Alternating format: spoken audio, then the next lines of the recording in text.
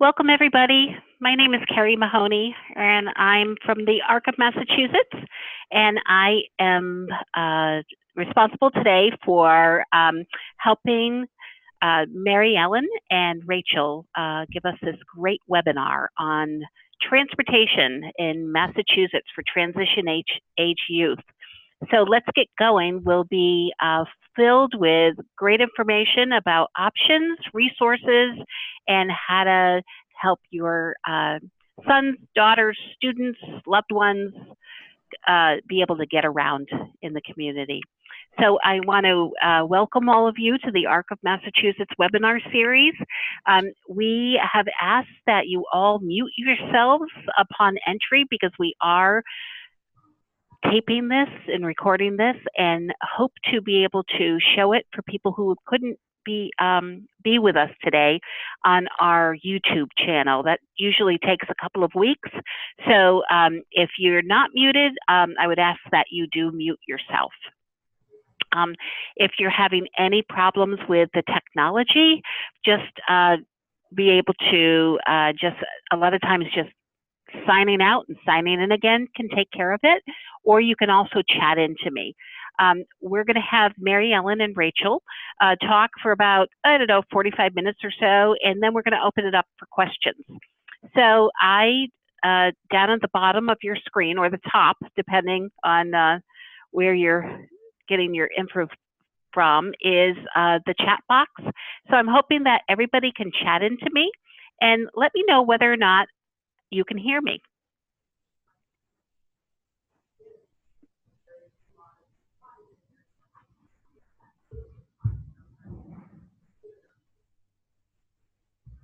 Yep, seems like everybody can hear just fine. Okay, so now we're curious. We've got a really robust group here, and I would love to know how many of you are parents or family members. If you could just chat into me if you're a parent or family member, that would be great.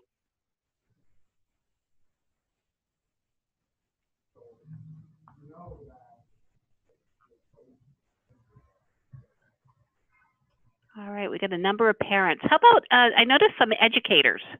Anybody that's an educator on the line, if you could chat into me as well?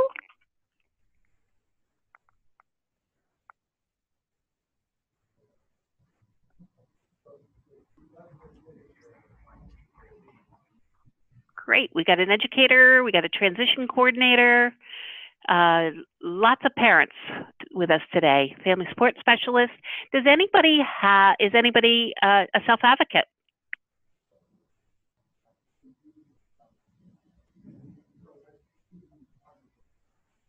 All right, doesn't look like we, okay. I think we have a couple, so that's wonderful. So anyways, if you need to connect with me at all, you can certainly chat to me. I'm one of the co-hosts of today.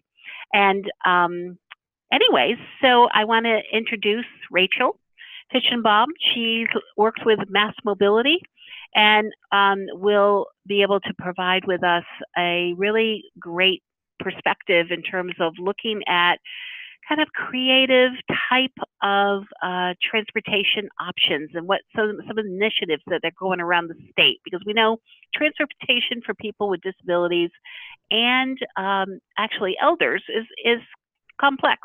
And then we have MaryEllen MacRae from Easter Seals, and MaryEllen is going to share with us a great an assessment of and kind of a resource page on transportation, some of the options, and then tips to how to get this into your IEP. So take it away, MaryEllen and Rachel, and welcome.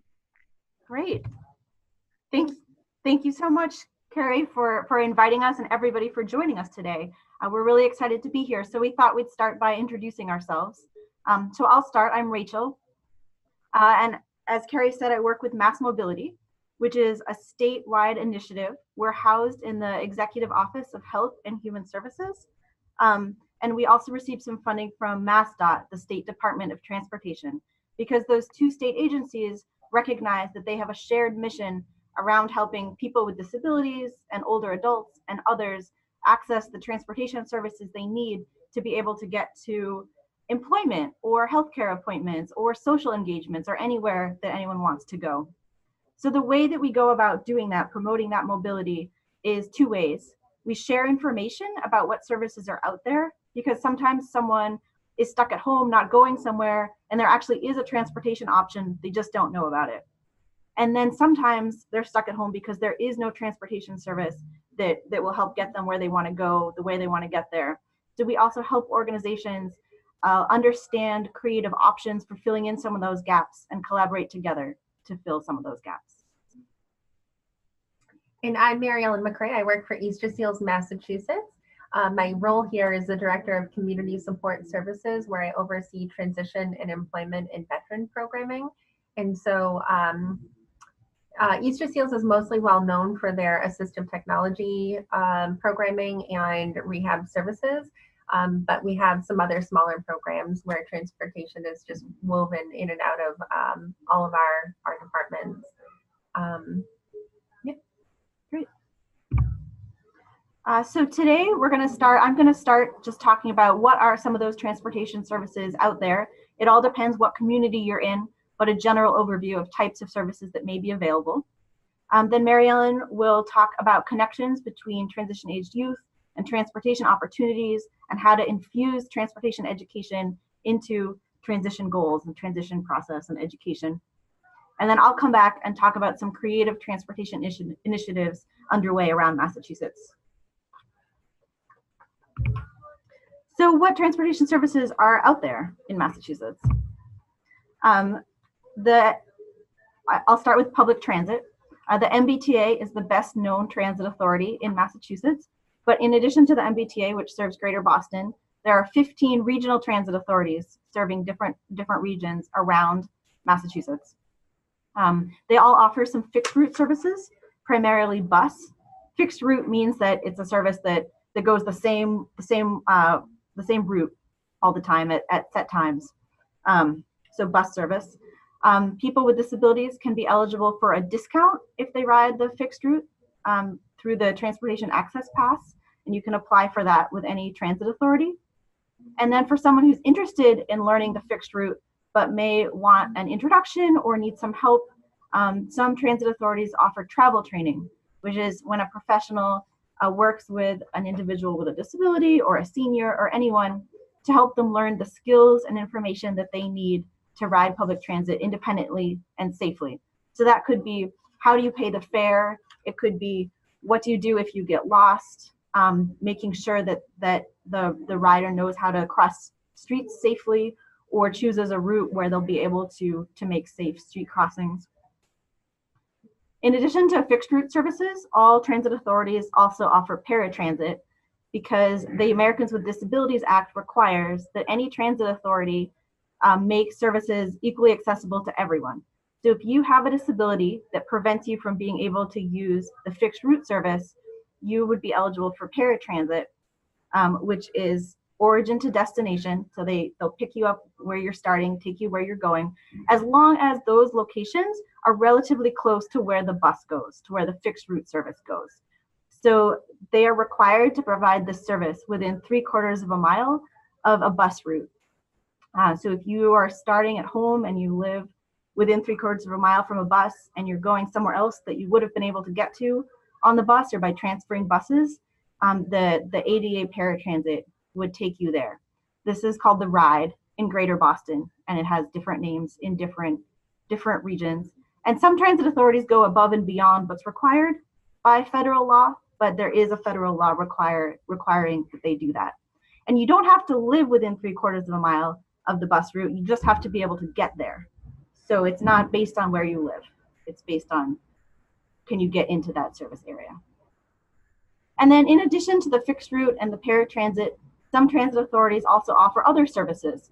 So for example, a number of transit authorities in Eastern Massachusetts provide medical shuttles bringing people into Boston. So if you have a specialty medical appointment and need to go into a doctor in Boston, one of the transit authorities may be able to help you. And down at the bottom of the page, there is a couple websites. One of them, Public Transportation Massachusetts, That's a list so you can find out if your town is a member of any transit authority and which one, and get their website so you can learn more about what may be available in your town. And then the second one, Learn to Ride Transit with Travel Instruction. That's a list of to help you find a travel training program near you. So that's public transit, but public transit doesn't serve every town, doesn't go everywhere. So what are some of the other options out there to help you make your trip? Some cities and towns have municipal services.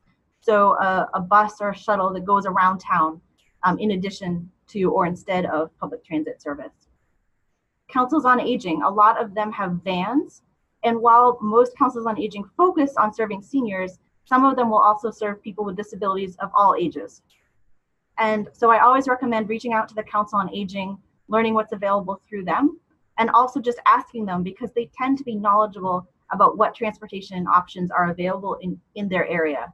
So even if their van might not be a good option for you, they may have some other good tips.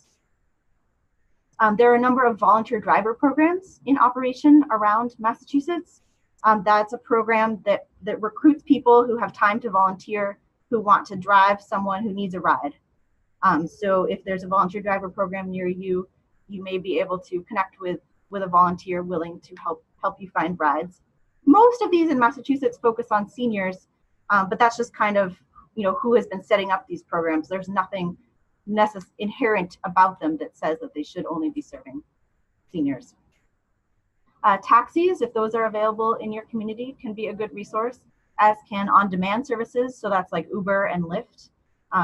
Those are very available in some areas, especially more urban areas. And then in suburban and rural areas, it depends where you are in the state, how much of that is available. Transportation management associations are organizations that help with employment transportation. So employers can get together and create or join an agency that will then help their employees with their commutes, help them maybe find someone to carpool with, or give them other benefits if they choose ways to commute to the employer. And employers can also run services. So some employers offer a shuttle, maybe from a nearby train station to their site. And last, there's a website called Bay State Commute, where you can put in your information and find people near you who you might be able to carpool with. And even if you don't drive, you can still sign up and look for a carpool, someone to ride along with.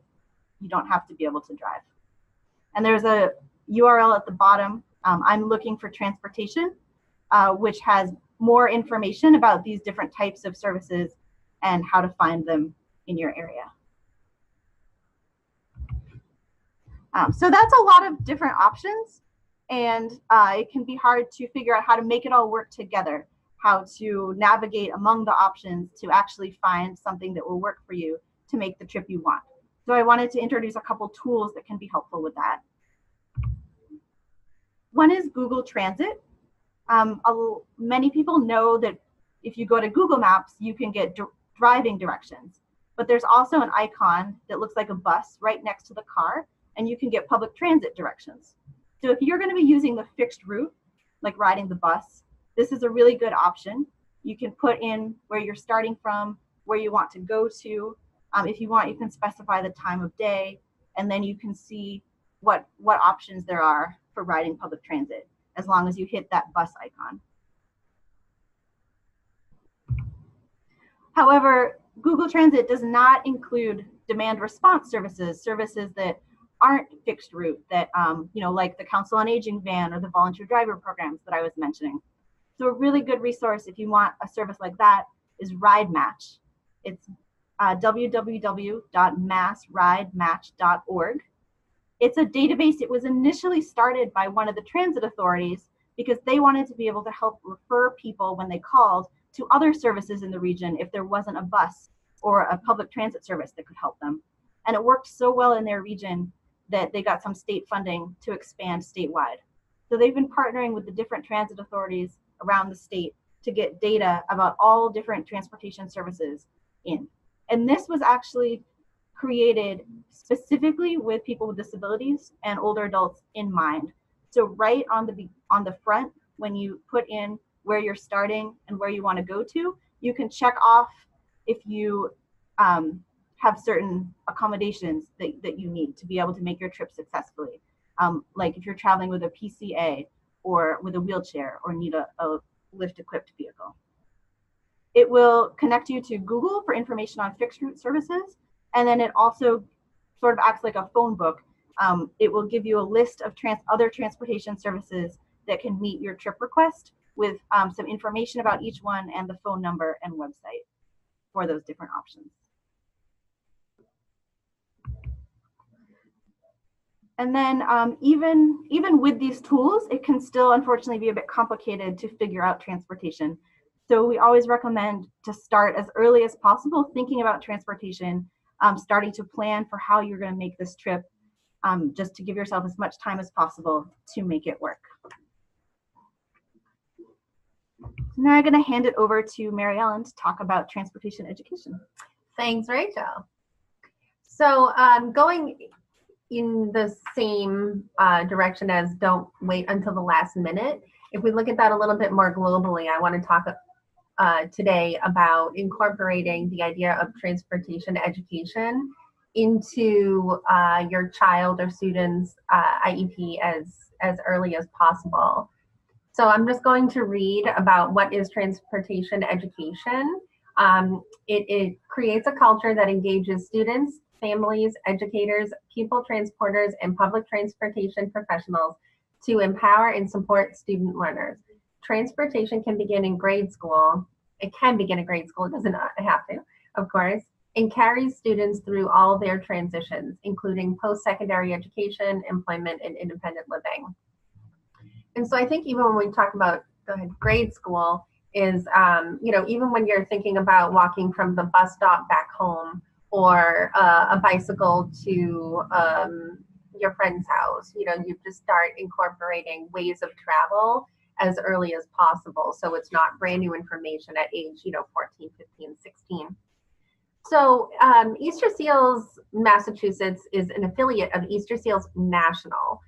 So our national office is based out of Chicago. And so I was approached by Easter Seals National about a year ago to incorporate transportation education into the landscape of Massachusetts. So the way in which I did that was I created a symposium to get an idea of what is the landscape of Massachusetts high schools systems and how are they engaging with the idea around transportation.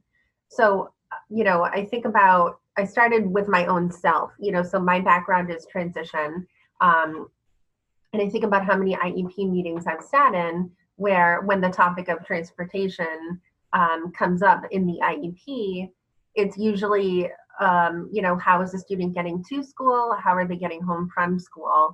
And if there is more of a dialogue, the older that your child gets, it's a pretty quick conversation as far as, it might look like, did they apply for the ride or paratransit? But usually the transportation piece of an IEP or the travel piece of an IEP probably gets the least amount of attention. And I was guilty of it, certainly, throughout my career, because I was looking at all the other transition goals. And then, but when you look at adults who are out of high school, one of their biggest obstacles is transportation. So I can certainly say I was guilty of not fleshing out that conversation more. And so what I wanted to do with the symposium was to develop a guide to help enhance those conversations during the IEP process. And so, anybody sitting at an IEP, that the person running the IEP comes in with their, big binder and they, have a limited amount of time and they're, it's still a lot of paper process. And so I wanted to develop something that was user-friendly. And I wanted to develop something that would actually help versus just another resource that a school might have to incorporate into this short window. So the symposium was a one-day event and it gathered educators, families, transportation service providers, human service providers, and students. And so I gathered everybody in one big room. And the idea was that the day was going to be as interactive as possible. So all the people that were engaged in this symposium were expected to work. Rachel was one of them.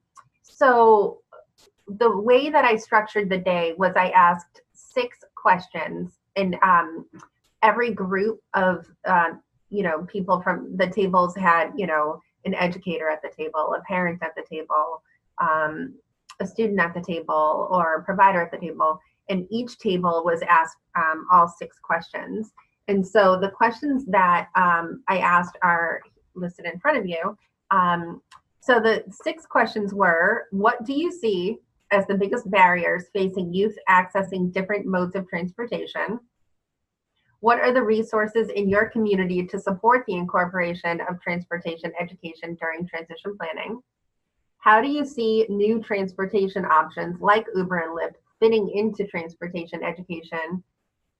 How can we support sustained relationships among schools, regional transit authorities, and service providers? And how can we identify creative IEP goals as it pertains to transportation education?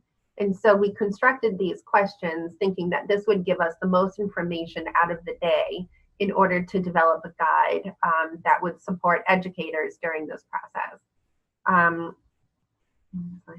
And so here are some of the examples that people came back with to answer some of those questions. So for biggest barriers, I just highlighted here the most reported. There is a lot of information, but just to capture it here today. So biggest barriers, we were seeing that there's a lot of parental buy-in that needs to happen. And I think parents can be, nervous about the idea of their child jumping into an Uber or, getting on the red line. So parental buy-in,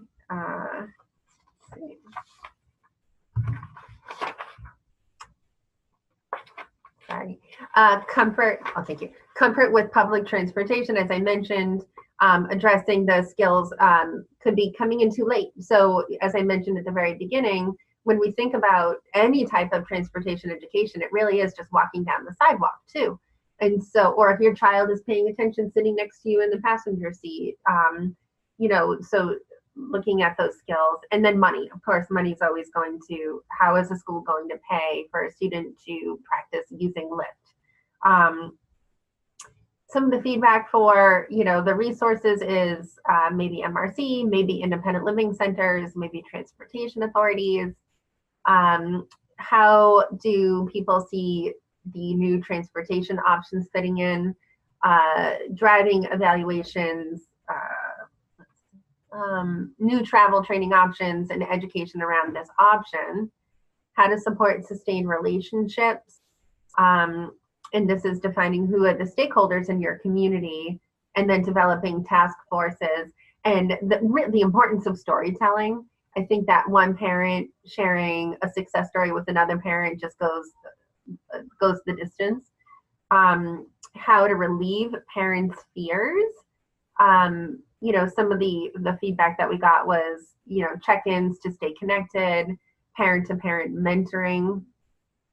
And if the parents participate in their travel training as well, if you think about like your own parent, have you ever seen your parent get on a city bus?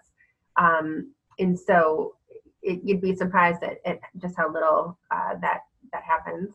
And some of the creative IEP goals, so if an IEP goal might say, John will apply for paratransit this year. So some of the other, a little bit more creative would be, downloading the driver's manual, studying the driver's manual, applying for paratransit, or downloading the Uber or Lyft app just to start getting used to it. I mean, I only just downloaded the app 2 weeks ago.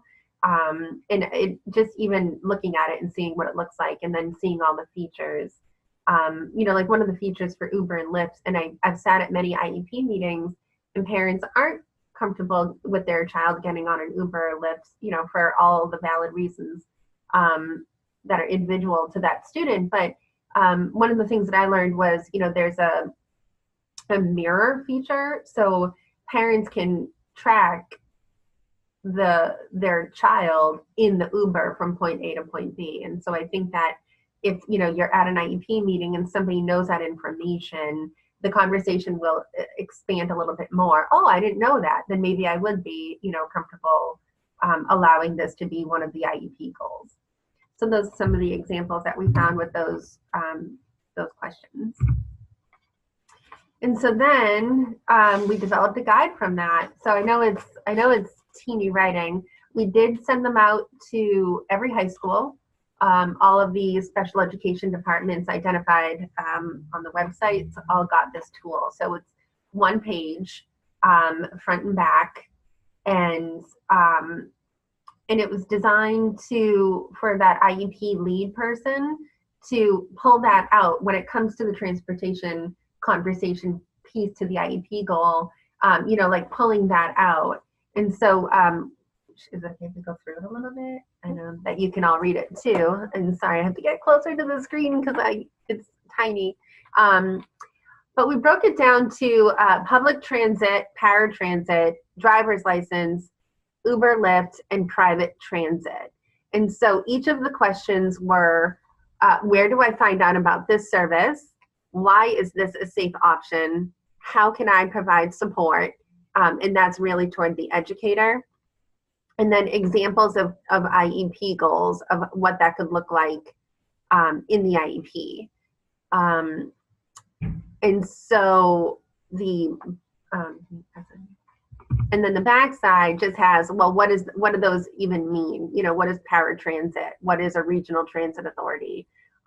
Just a quick, definition guide to, what are all the options? Because, public transportation isn't available in all the areas. So what are my other options? Rachel already gave a ton of resources out throughout, the Commonwealth.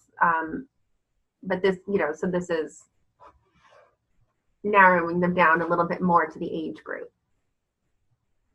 And then, so that's my part, and then I'll hit it back over to Rachel. And that excellent tool that MaryEllen just presented on is available on the Easter Seals Massachusetts website. Thank you. So if you want to use it or look at it in more detail, it is available. Thanks. So we wanted to move on and talk about some creative approaches that are underway around Massachusetts to expand mobility. Recognizing that there are some gaps in transportation services and needs out there. And organizations can do things to help fill those gaps. So one approach is to make use of existing capacity to give more people more rides. So this is a really great option because it can be cheaper than starting a whole new service from scratch. If you can start with something that's already there, usually it's a less cost than starting anew. So a couple examples. One is SCM Elder Bus is a transportation service serving older adults and people with disabilities in 21 towns in central Mass west of Worcester. And the director was going to a lot of community meetings and kept hearing about needs in the region for employment transportation for people who didn't qualify for his service. They weren't seniors, they did not have disabilities, but they didn't have a car, they still were having trouble getting to work. So he looked at his data and realized that in 4 of the towns he was serving, he always had a vehicle on the road and that had empty seats. So he's already paying for the driver's time. He already had the vehicle that he was insuring and maintaining, and there was empty seats on it. So he decided to do a pilot where he opened those seats up to people who didn't qualify as seniors, didn't have disabilities, but needed to get to work. And he didn't expand, the other aspects of his program. He didn't allow, let the vans go any further than they already were. It was within the current, the way the service was currently operating. And it helped. It helped people get to work. It didn't necessarily solve all their problems, but maybe people, an individual who had been struggling to find a ride to work and a ride back home, now they could always get to work, and they just had to piece together a way to get back home again. And based on the success in those 4 towns, he was able to get a grant to start his service even earlier in 2 of the towns, which ended up helping the original riders as well as the new riders. Another example of using existing capacity, the Needham Community Council is an organization in Needham, outside in the greater Boston area. They have a number of different transportation initiatives, and they wanted to expand their transportation programming, and they wanted some use of a van. But they realized that they weren't going to need a van all the time. So instead of working on purchasing their own van and doing it all themselves, the executive director asked around in the community whenever she was at meetings to see if there was another organization that already had a van but didn't need it all the time so that they could work out a van share. And eventually she found a local YMCA that had a van but wasn't using it all the time and was open to partnering. And so they worked out an agreement where the Needham Community Council could use that van at certain times when the YMCA did not need it. And so that was cheaper for the Needham Community Council than purchasing their own van, doing it all themselves, and also helped the YMCA cover some of their transportation costs. Another approach is just bringing a lot of partners together around a shared need to start a new service. So an example here is from Ware, which is in central Mass on the Western Mass border, kind of in between Greater Worcester and Greater Springfield. There's not very much transportation there, and there's quite a lot of poverty. So a number of partners, organizations in the area were coming together, trying to figure out ways to help people in the area access education opportunities and employment opportunities. So they worked on a number of initiatives together, but one of those was transportation, because people were going to need rides to get to work or transportation as part of their education programs. So they brought the town together, a community development corporation, the local hospital, the local housing authority, the local school system, a local foundation, lots of different partners coming together, working together. And because of the strength of their partnership, they were able to get a number of different grants, both grants from the State Department of Transportation, from a local hospital foundation, and some other sources as well. So they've actually launched a service. It's been going for just about 2 years, and they now do almost 1,000 rides per month.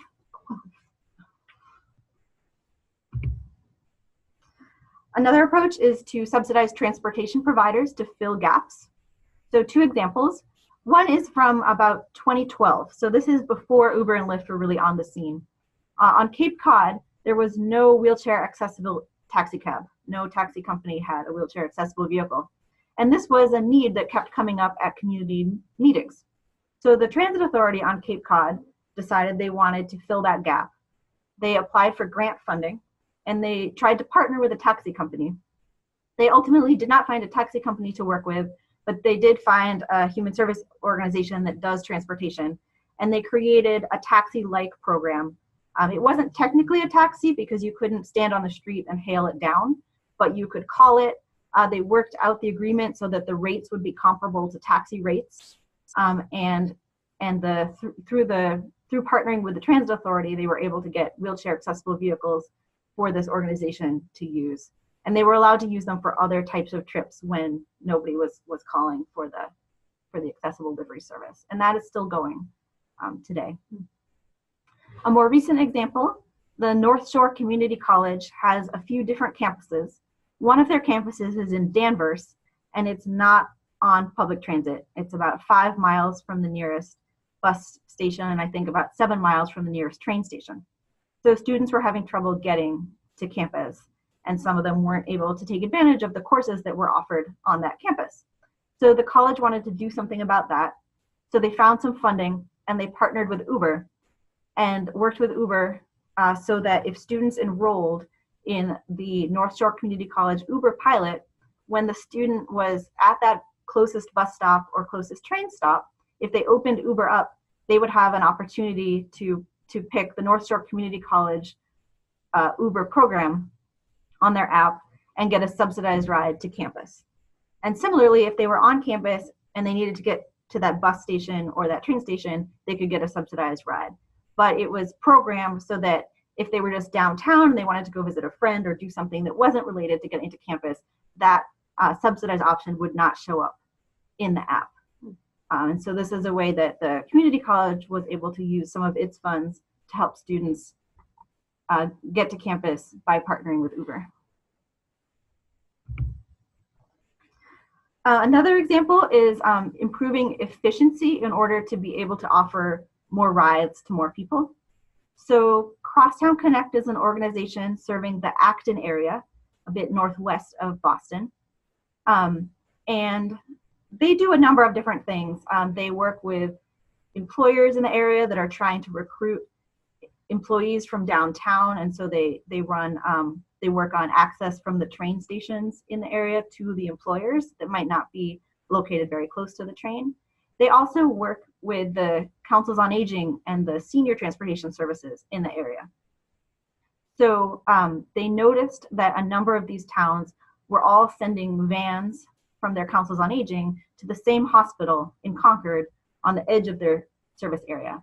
And these vans were not full, but the van would be tied up for the day in Concord while people were going to the hospital to have their appointment and then come back home. So they thought, wouldn't it be more efficient if a van that's driving through one town on its way into Concord could stop in that town and pick those people up too? Then instead of both towns having to send a van into Concord to be tied up for the day, we would only tie one van up for the day, and we would still have a van for local trips if people want to go grocery shopping or visit friends or have another appointment. So over time, they were able to work out an agreement where one town's van could be used to pick up people in another town so that they're able to do their service more efficiently.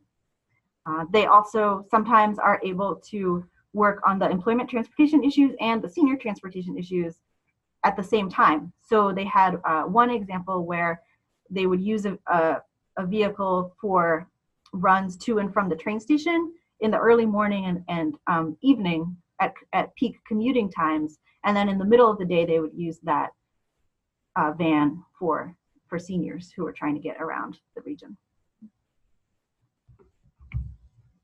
So those are a few examples. MassMobility, part of our work is trying to help more organizations do creative things like that to fill in some of these gaps. So the way we do that, one is by sharing information and tools. So if you were interested in those examples of creative coordination, we have some more on our website. We also have some tools and resources for organizations that might want to start offering travel training or develop a volunteer driver program to help people get places. And we also do research and reports on topics of interest. We're working on one right now about partnering with transportation network companies like Uber and Lyft. So that one should be coming out in the next few months. We have a monthly newsletter where we highlight new services that are up and running around the state, or grants and different opportunities that could be used to fund creative transportation options. We support regional coordinating councils on community transportation, which are voluntary coalitions in different regions where transportation providers can connect with human service agencies and advocates and others around the needs of this area, of their area, and think about opportunities to partner to fill some of those needs. And we do an annual conference with MassDOT. It's coming up April 9th and 10th, an opportunity to hear from some of these programs themselves about what they're doing, and would love to have any of you who are interested there. And then we also offer technical assistance. So that means if any of you are interested in doing something new with transportation, or thinking about how your organization or school might be able to do more, please be in touch, call me up, and I'll do anything I can to help. Yeah. So that's Right. Well, go ahead. I think, yeah, that's it. Okay, great. Thank you so much, Rachel and MaryEllen. Really great information. We have a number of questions. And so our first question from several people had questions about the reduced fares with Uber and Lyft. Is it specifically about the MBTA's partnership with Uber and Lyft?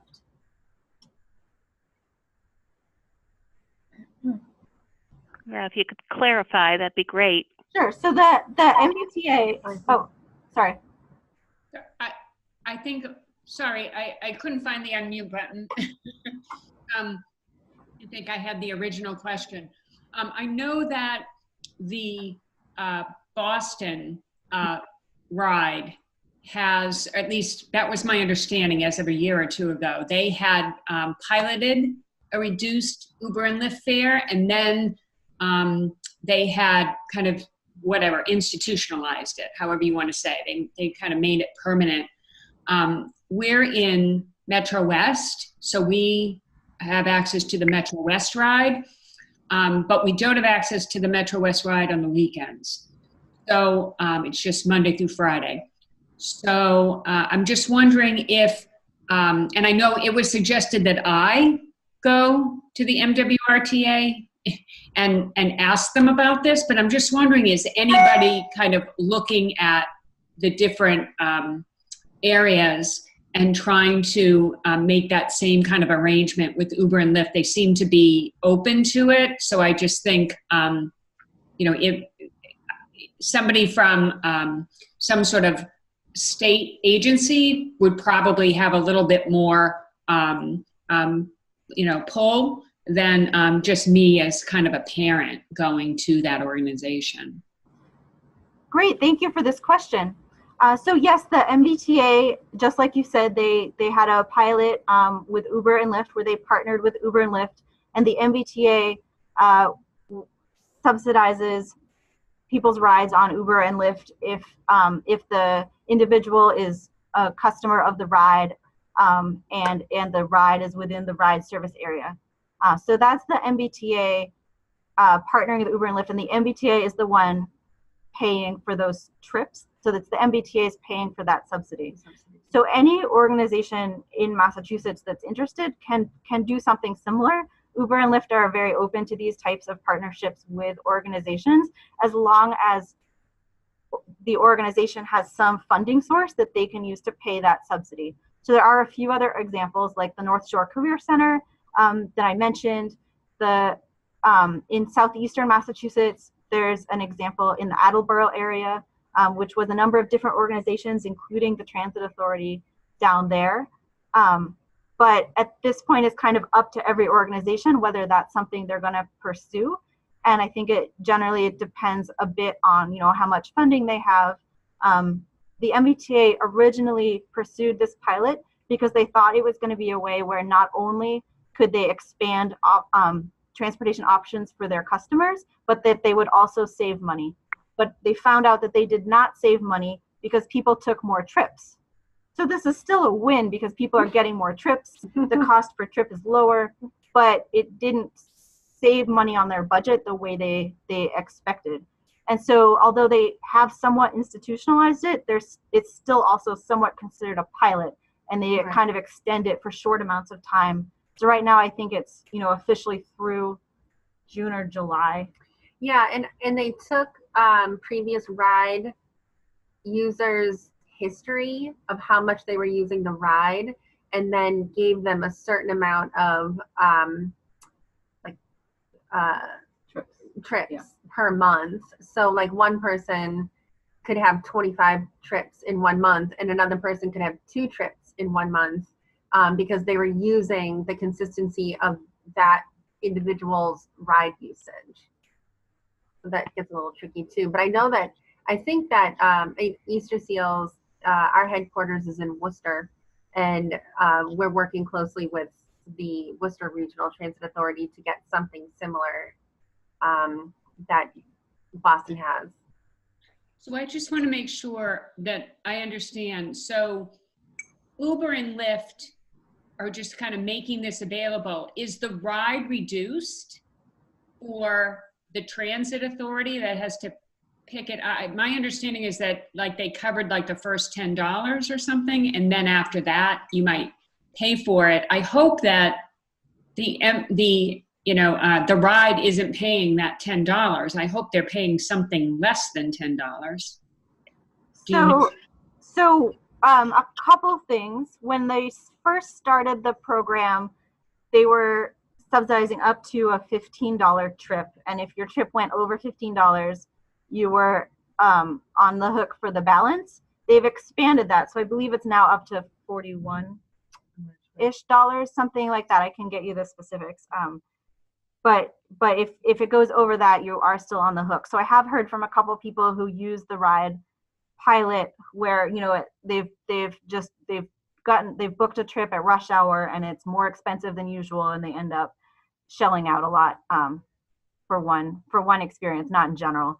But Uber and Lyft are not providing the discounts for these partnerships, so the MBTA is paying for the trips because they pay a lot for ride trips. So, an individual riding the ride, it's a little more than $3 or a little more than $5, but that's a very subsidized rate. The actual cost to the MBTA for those trips is more like between $40 and $50 one way for a trip. So the MBTA was hoping that by subsidizing Uber and Lyft trips, people who usually use the ride, they might find that Uber and Lyft was more convenient, and at the same time, it would be cheaper for the ride. And so it would be worth the ride subsidizing the Uber and Lyft trips, because it would be, instead of paying that $50 for a ride trip. But then, because people were able to take more trips, it didn't quite work out with their budget the way they thought, but it is the MBTA that's funding that program. Okay, thank you. I want to move on for a couple more questions. There was a question from Lisa. Is the child required to be 18 years old to use Uber or Lyft?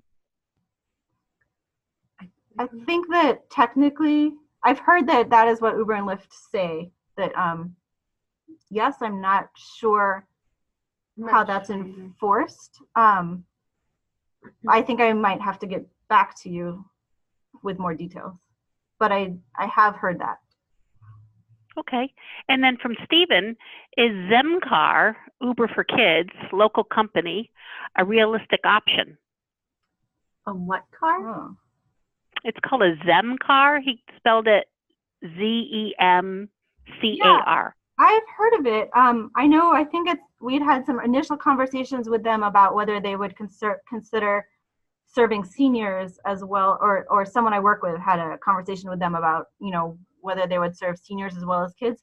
Unfortunately, I don't know too much about how their service is going. The idea was that it would be a more, a higher level of security checks and so forth, because people would be sending their children in it unaccompanied. But I'm afraid I don't know too much about how big their geographic scope is or how it's going. So I would have to get back to you on that, unless anyone else is more familiar with that. Okay, thank you. And from Kimberly, we use the ADA service for the Merrimack Valley Regional Transit Authority, but sometimes my daughter wants to travel to a different region. For example, we live in Merrimack, Massachusetts, but I work in Lowell, and she'd like to come visit me. Are there instructions for crossing over regions? Also, can we talk about the issues of getting to locations too early, getting picked up late, and having to wait on a cold day or in the heat? It's a real issue for us. Great question. Yeah. I'll start with the first one. In terms of transportation across regions, it very much depends on the region. Transportation between the Merrimack Valley Regional Transit Authority and Lowell is a great one, because there is a bus. So there is a bus that goes from Lawrence to Lowell, and Lawrence is in the Merrimack Valley Regional Transit Authority district, and then Lowell is a different transit authority, but I believe it's a Merrimack Valley Regional Transit Authority bus that goes between them. So if she's using the ADA service, she should be able to get to Lowell. And then if she wants to travel around Lowell, she could, if she's just going to do it a couple times, you can get visitor status. So she could get visitor status on the Lowell Regional Transit Authority paratransit service. if she's going to do it frequently, then she would sign up, get eligible on that service in addition to being eligible for the Merrimack Valley Regional Transit Authority service. Is that the Roadrunner? That's the one that's the Roadrunner? Yeah. So basically, kind of depending where in Lowell she wants to go, I would probably start just by asking the Merrimack Valley Regional Transit Authority ADA service that she's already using about getting to Lowell, and then if she wants to get around within Lowell, contact the Lowell Regional Transit Authority about their ADA Roadrunner service. In terms of arriving too early or having a vehicle that comes late, if a vehicle is outside of the window that they're allowed to come early or late, we always recommend to lodge a complaint.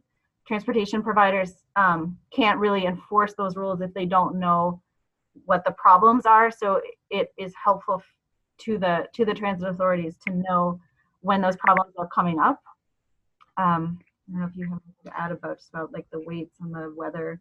And yeah, so I think that could also be if you were, if this was a goal that you wanted to work on in the IEP, you could also include safety and best practices around safety at commuter stations or bus stations that can be incorporated into the safety of travel training.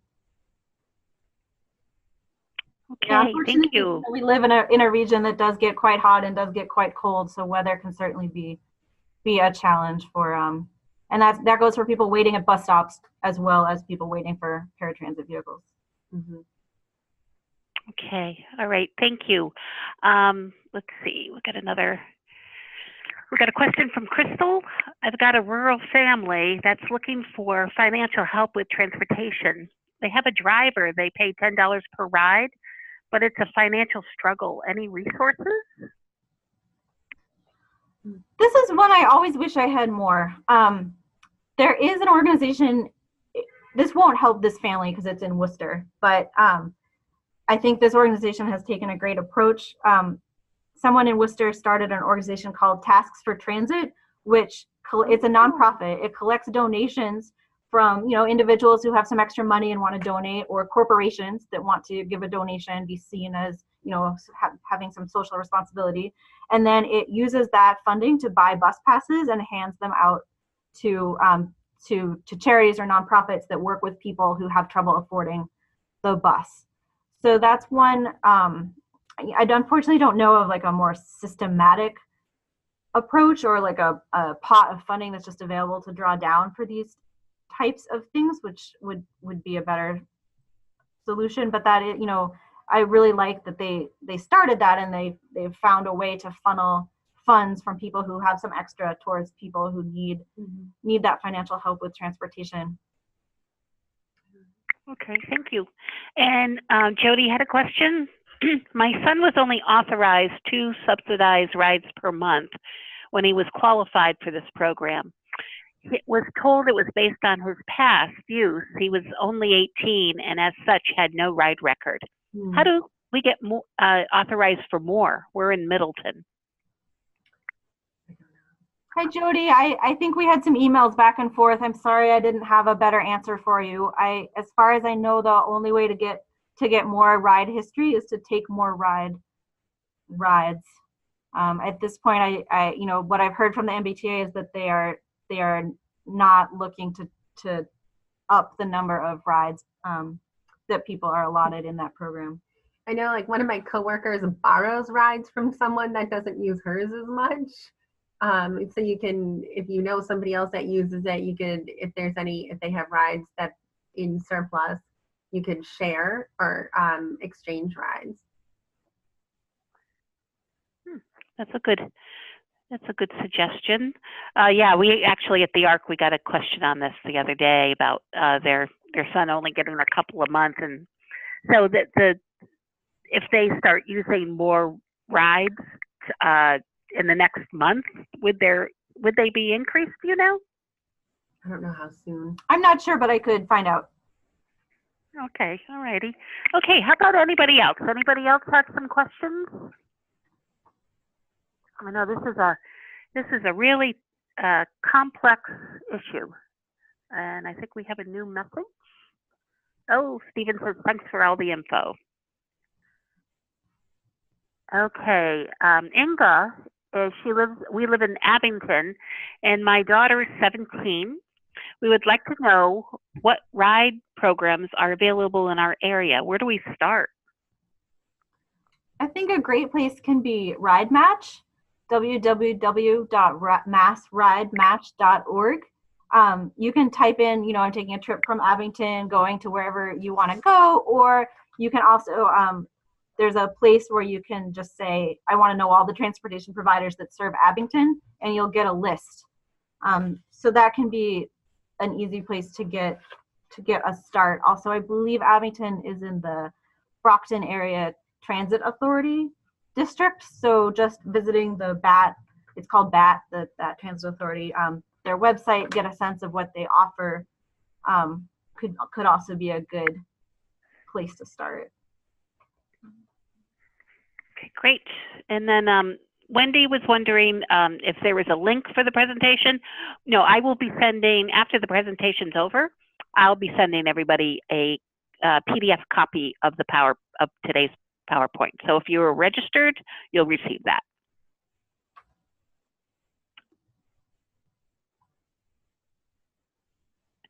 And Jody says, thank you so much for the info and creative ideas, and to Stephen for the info about Zemcar.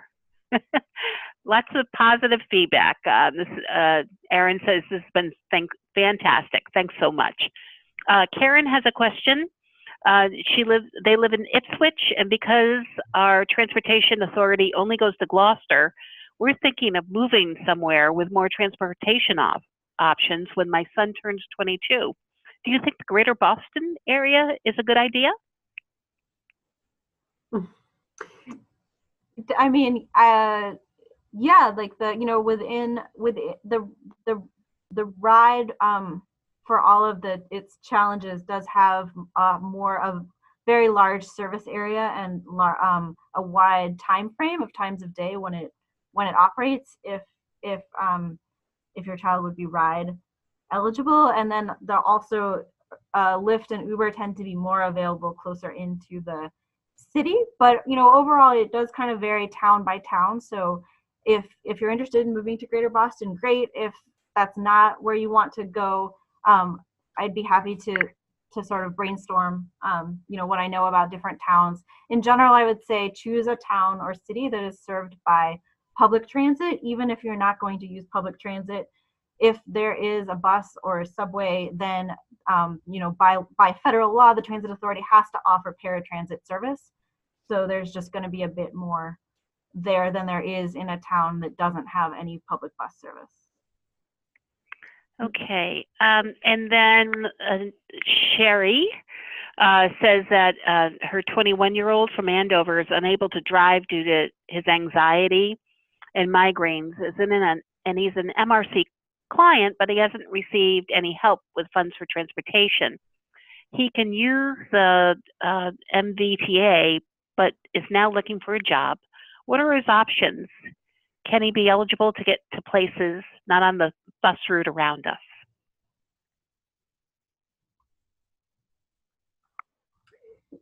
Like for whoever the paratransit is in Andover? Merrimack Valley. The Roadrunner? No, that's the Merrimack Valley. No, I mean Easy Trans. Oh yeah. Yeah, so are you asking about the paratransit in your area, if he might be eligible for that? Is that the question?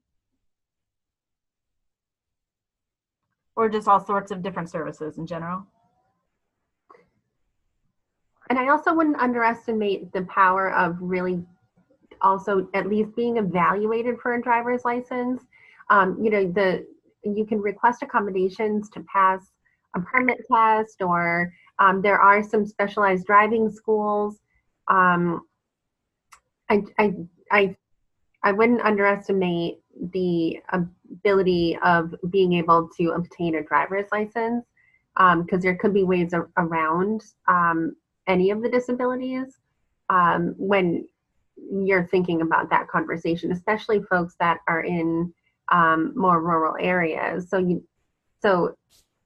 you might love living in Ipswich. I would love living in Ipswich. It's a beautiful town.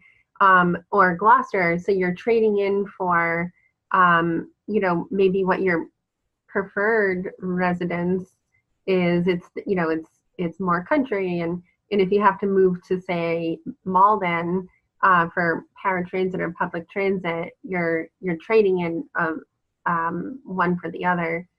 So I wouldn't, I would also consider exploring what's out there for driver's license, obtaining a driver's license. In general, though, for finding community transportation services in the Andover area, I guess, you know, it kind of depends on where the different employers are located. So I think if there's are employers that are accessible by public transit, then that will be the most straightforward, because you can look at the schedule. It always runs. There's not an eligibility process. Then if there's, you know, a really enticing employer or a great job offer that is not on public transit, it gets a bit more complicated, but not necessarily impossible. There's the different types of services we went through. I would go to RideMatch and see what shows up there. You can look and see how much Uber and Lyft trips are.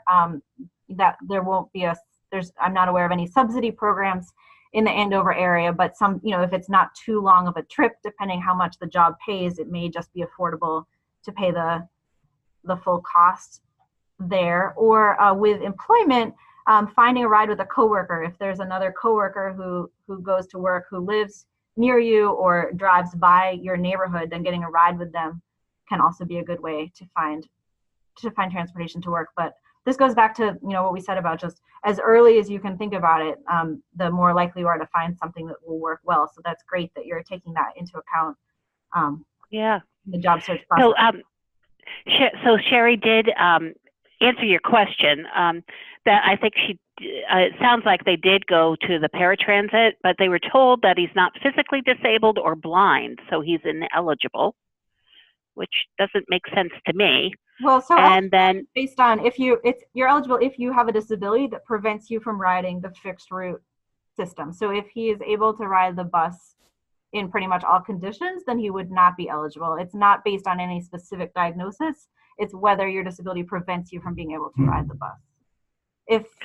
If you believe that his disability does prevent him from riding the bus, then you could pursue the appeal process. Okay, then a follow-up from Sherry is, do you know of any special driving schools in the Merrimack Valley?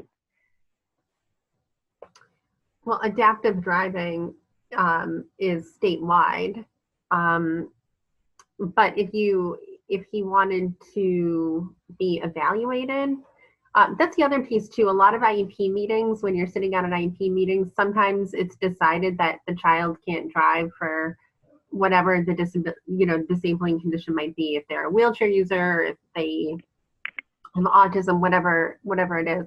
But there's typically not anybody sitting at the IEP table that is qualified to make that decision. And so I always recommend getting an evaluation by a professional.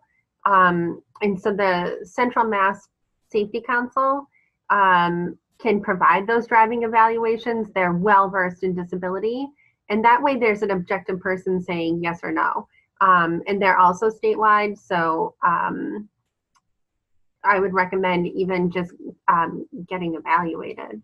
But in the Merrimack Valley, I don't think so, but because the other two programs are statewide, you should be able to access them. Okay, thank you. And let's see, one more question from Wendy. I don't live in the Boston area, but I thought I read that the Boston Ride has changed their eligibility. Do they do their own evaluations versus getting a referral from a doctor? They went a few, maybe 5 or so years ago, they moved from a paper-based evaluation to an in-person assessment.